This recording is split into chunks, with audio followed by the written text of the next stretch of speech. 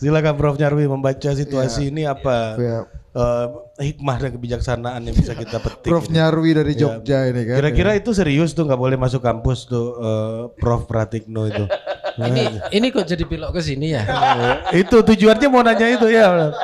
Pertanyaannya cuma itu sebenarnya ke panjenengan nih, ya kan? Kalau itu bisa disimak bareng-bareng ya. Itu kan terjadi waktu bocor halus buat talk show kan di kampus gitu. Tapi itu hal yang biasa. Artinya bukan itu kan yang diberitakan saja ya karena muncul ke permukaan. Jangankan yang bocor halus itu. Kemarin Pak Jokowi kunjungan ke Jogja itu sesungguhnya juga banyak ya spanduk-spanduk mahasiswa yang kritis ya. Sempat dibentangkan sebentar gitu ya, kemudian karena ya menghormati tamu kan, kemudian juga hilang gitu, istilahnya diambil gitulah. Seperti itu. Tapi yang saya mau katakan gini, lu nggak jawab pertanyaan tadi juga nggak apa-apa sebenarnya Mas. Itu bercanda ya Mas. Jangan karirmu tumpes kan Mas. Kami mencintaimu juga kok Bang. Jangan salah paham. Seperti Bang Ges juga mencintai adik-adiknya nih kami berdua deh kan. Jangan salah paham. Ini ada Bang Andi atau Bang Anto ya. UGM itu sangat menghormati demokrasi. Jadi nggak ada ceritanya gitu ya. Suara-suara kritis dari mahasiswa atau dosen kemudian sampai mengancam aspek personal itu nggak ada. Itu sangat dihormati kalau itu. Artinya katakanlah kalau kita risau dengan demokrasi, buktinya apa? Kan misalnya contoh ya, kemarin ada seruan yang waktu darurat itu kan malam itu kami di Visipol banyak dosen kita sudah biasa langsung mobilisasi dan petisi dan kemudian bahkan muncul demonstrasi kan. Bahkan kami juga di sesama ini WA, ini mahasiswa kuliah apa enggak? Saya kasih opsi 2. Yang kuliah tetap ada kelas karena kita tandem 2 dosen, yang jalanan juga silakan demonstrasi. Jadi bahkan ada seruan kan dari Visipol juga dikeluarkan sama. Jadi itu suara kolektif, artinya kami biasa gitu ya melihat kekuasaan tuh walaupun ada teman-teman yang sangat dekat dalam kekuasaan, kita selalu menjaga jarak dengan kekuasaan. Iya memang begitu faktanya gitu. Iya. Tapi memang akhir-akhir ini saya bangga jadi alumni Visipol UGM. Nah ini geser ya ke pilkada ya. Geser ke pilkada ya. Begini, kalau kita ngomong yang ideal dalam pilkada, dalam demokrasi ya, kita tentu sangat berharap pertama orang-orang hebat yang memang potensial mendapatkan suara atau tuntutan atau aspirasi dari masyarakat itu selalu dapat tiket dan dapat kursi ya. Misalnya itu terpotret data survei ya, salah satunya misalnya Mas Anies Baswedan ya, kan juga harapan masyarakat Jakarta juga tinggi, tapi kan memang kemudian ada dinamika partai politik yang kita tahu regulasi dimanapun. Kalau kita bicara demokrasi, saya setuju dengan Bang Anto, Bang Andi ya, itu nggak mungkin tanpa partai politik. Nah serepotnya adalah di Indonesia itu banyak tokoh-tokoh yang kemudian memang layak untuk menjadi pemimpin gitu ya, kemudian juga punya visi yang bagus, kadangkala karirnya itu berjalan di luar partai politik ya. Bahkan kalau kita lihat ini juga ada problem sebenarnya terkait sejarah partai politik kita. Partai politik itu kan belum menjadi center atau inti utama dari kehidupan masyarakat kita. Ya warisan Orde Baru juga sesungguhnya saya lihat di mana partai politik itu nggak tumbuh secara subur gitu ya. Dampaknya itu banyak orang-orang hebat tuh karirnya hebat di luar duluan baru kemudian masuk partai politik. Padahal sesungguhnya kalau partai politik ini menjadi center, dia bisa melahirkan banyak hal. Tidak hanya intelektual, tidak hanya pemikir, teknokrat, birokrat. Ini kan sering kebalik. Jadi birokrat, teknokrat dulu, jadi ini baru masuk partai politik. Jadi orang profesional dulu masuk partai politik, pengusaha dulu masuk ke partai politik gitu ya. Bukan tumbuh bersama dengan partai politik.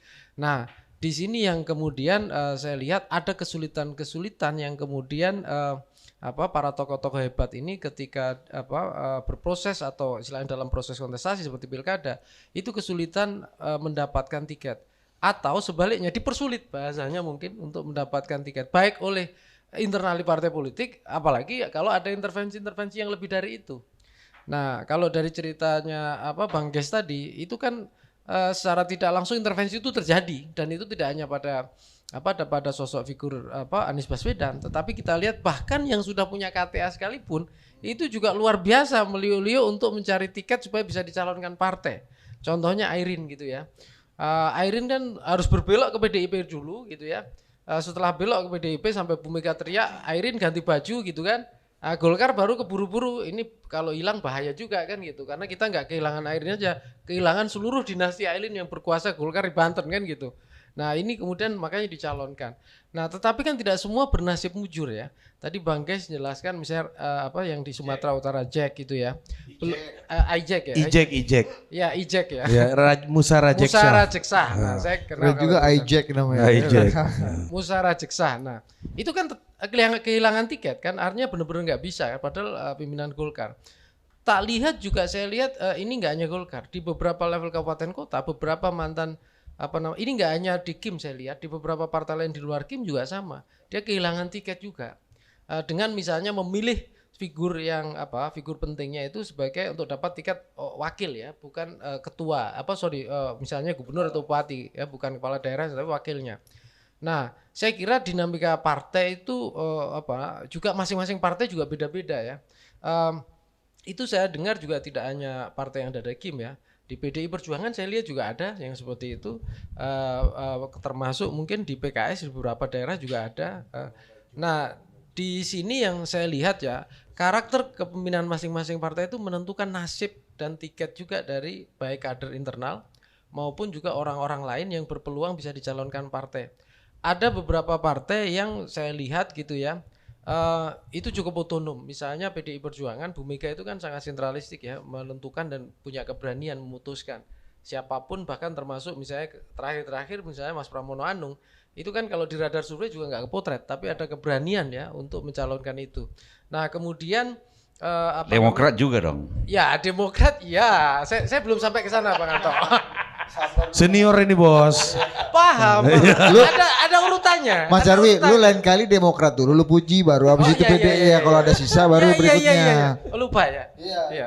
Fatsun di sini nih senior. Itu satu. Pasal 1 katanya apa? Senior selalu benar. Pasal 2. Kalau senior salah balik ke pasal 1. Iya. Lupa saya. Itu bagian dari Asian value. Oh iya. Tapi nggak panjang, saya nggak ngomong Asian value, nanti ditegur Bang Kes lagi saya. Oke. Ya, Demokrat saya kira termasuk juga sama ya. Bang Andi tadi cerita bagaimana kerja keras yang malam ya menentukan itu. Dan kalau dari cerita Bang Anto tadi kan nggak ada itu intervensi kekuasaan bekerja kan untuk istilahnya ini nggak boleh, ini apa misalnya begitu. Tetapi ada satu lagi ya, Bud Ari. Kemarin kan juga ada fenomena di mana proses pergantian ketua umum atau transisi ketua umum partai itu ada banyak guncangan. Kita lihat yang pertama kan Golkar ya. Tiba-tiba Pak Ketumnya mengundurkan diri dan kemudian digantikan gitu ya dalam waktu singkat, Bahlil gitu. Sampai kemudian dalam pidato memunculkan Raja Jawa semua yang itu kemudian rame kan. Nah, tapi belakangan pidatonya Pak Bahlil ini udah mulai berubah layaknya ketua umum kayaknya. Udah nggak seperti sebelumnya. Ya, udah mulai gitu ya. Tapi kalau kita lihat potensi intervensi itu juga muncul ya. Yang sebelumnya jauh diintervensi yang kita tahu bersama kan Partai Demokrat yang Bang Andi teriak-teriak mau dibegal itu kan. Tapi kita melawan. Nah itu udah melawan kan gitu. Bedanya di Dan situ. berhasil ya Bang Andi. Berhasil. Ya. Nah tetapi kan partai lain itu kan juga kemarin hampir juga ya ada dinamika yang seperti PKB ya. Kemudian muncul muktamar yang kemarin kan rame ya. PKB terjadi gesekan-gesekan keras dengan PBNU kan, khususnya terkait dengan model kepemimpinan. Tapi itu kan juga dijawab dengan munculnya tokoh PKB juga menjaga dirinya, di mana Kiai Ma'ruf Amin yang itu ketua Dewan Syuro pertama, kemudian sekarang jadi ketua Dewan Syuro PKB kan gitu. Nah ini juga saya kira upaya-upaya PKB juga termasuk di sana. Nah partai-partai lain saya kira mungkin ya mengalami dinamika juga ya, tapi tidak pada proses transisi kepemimpinan ya. PKS tidak pada fase itu. Golkar udah ya, tapi PDI Perjuangan ya tetap Bu Mega ya, belum ada pergantian di sana. Yang saya lihat kemudian stabilitas dan kekokohan masing-masing partai ini juga menentukan sejauh mana gitu tokoh-tokoh ini, partai-partai itu mampu mencalonkan tokohnya sendiri. Tapi balik lagi ya, ini kembali lagi soal, saya juga jadi penasaran ya Bud Ari, itu soal sejauh mana misalnya partai kayak PDI Perjuangan itu memberikan celah kepada tokoh-tokoh yang potensial, yang misalnya kayak Anies Baswedan dalam konteks DKI.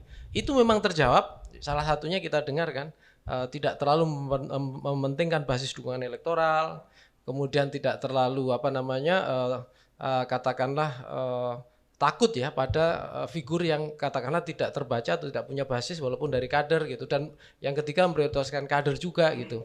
Tapi yang kita lihat sampai hari ini misalnya itu ya pilkada kita masih pada fase mungkin karena pencalonan saja kandidasi ya, visi tokoh ini itu sebenarnya dimunculkan di sini untuk tujuan apa? Nah, itu belum banyak. Saya kemarin dapat menyimak itu diskusinya, misalnya kenapa Pramono Anung didorong, konon katanya itu kan salah satunya di luar soal cerita-cerita Bang Ges tadi ya.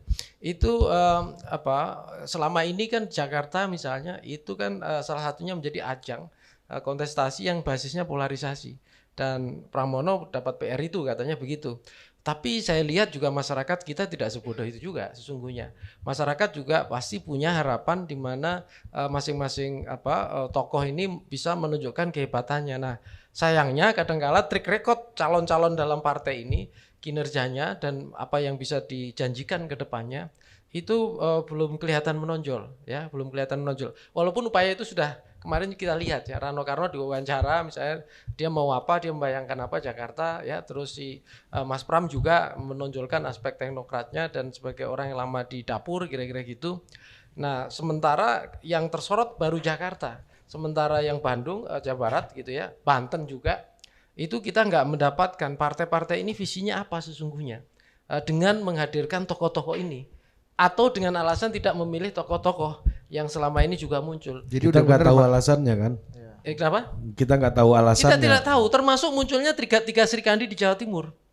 Iya. Ya kan? Dan ya saya menangkap kesan ini partai-partai atau koalisi partai hanya kalau nggak dinamikanya terpaksa berujung di tokoh pasangan itu, atau yang kedua bermain kejutan saja. Jadi relevan dong kata Bang Ges, memang memang Mas Anies dalam situasi seperti ini memilih untuk tidak berpartai ini menurut Anda relevan dong? Sangat relevan, sangat relevan. Saya kalau dari sisi mungkin aspek personal Mas Anies itu ada baik saya setuju dengan pendapat Bang Ges. Kenapa?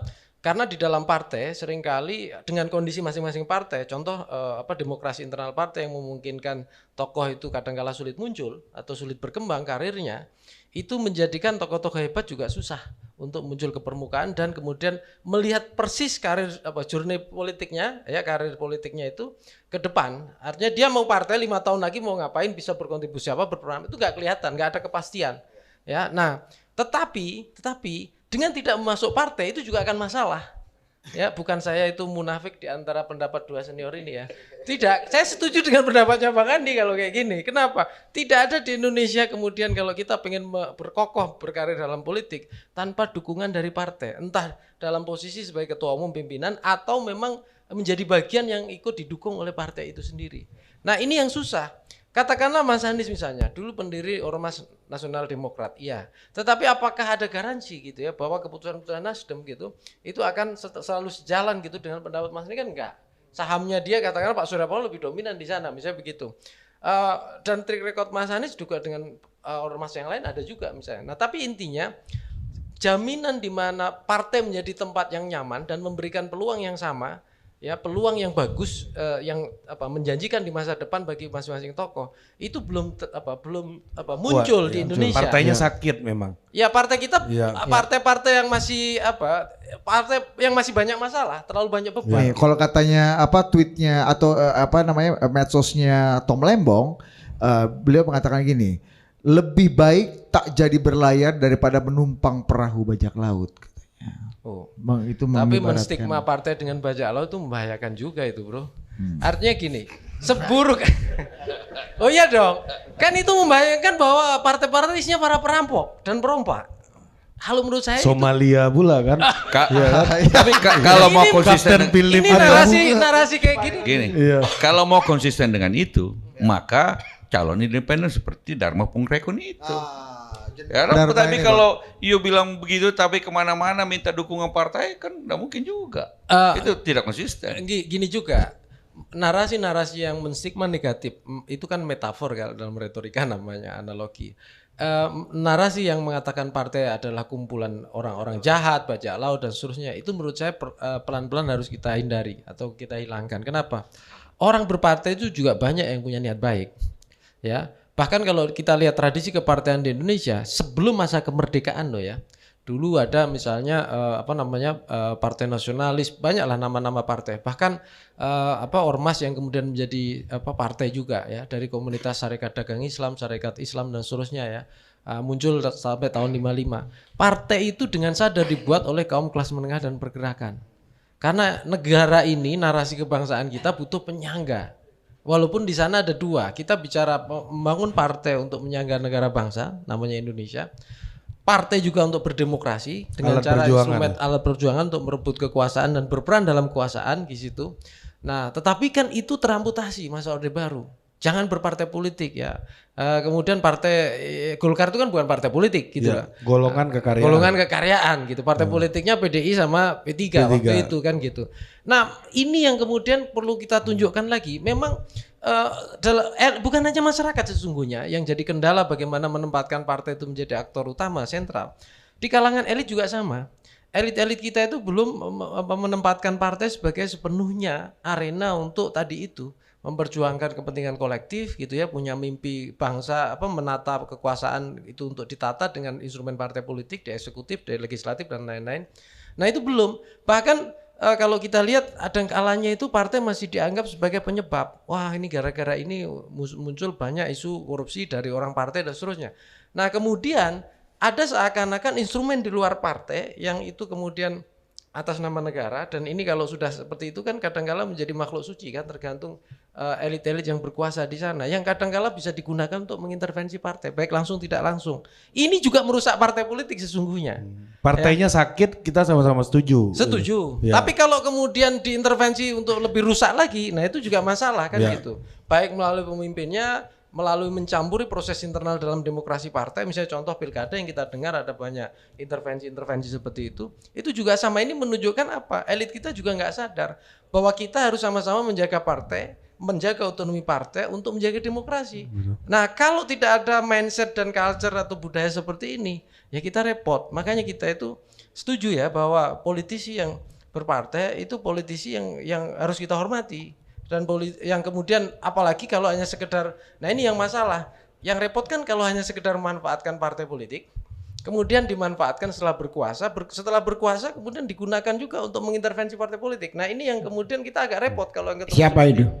Ya ini kan. Ya siapa, sebut aja. Ya ini kita banyak tahu lah soal rumor-rumor itu, Bang Kes gitu.